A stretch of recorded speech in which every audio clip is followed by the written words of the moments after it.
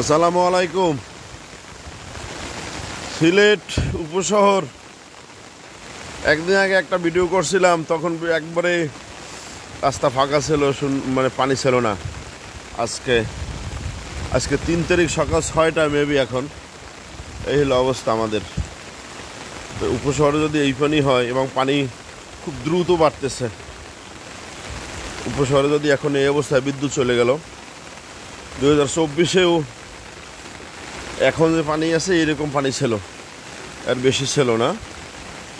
2024 সালেও একই অবস্থা ছিল, কিন্তু আল্লাহ মনে হচ্ছে 24 সাল থেকেও আমাদেরকে বেশি ভোগাবে। এটা আমার বাসা, আমি 5 তলায় থাকি, কিন্তু নিচতলার গ্যারেজে পানি ঢুকে গেছে। প্রচণ্ড বৃষ্টি হচ্ছে গত রাত থেকে, একটানা বৃষ্টি হচ্ছে, বৃষ্টি কোনো কমতেছে না, যার জন্য পানিটা বাইরে গেল আর কি। হঠাৎ করে পাহাড়ি ঢল।